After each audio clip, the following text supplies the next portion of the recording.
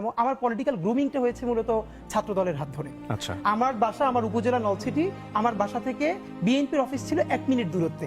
আমি যখন 3-4-এ পড়ি, আমার সাথে বন্ধুরা যখন ক্রিকেট খেলে, ফুটবল খেলে, এগুলোও খেলতাম। আমার মনে আছে কেন যেন জানি না, আমি তখন বিএনপির অফিসে গিয়ে বসে থাকতাম। তো ছাত্র দলের বড় ভাইরা বিভিন্ন প্রোগ্রাম করতো, বক্তৃতা করতো, এগুলো আমার ভীষণ টানতো।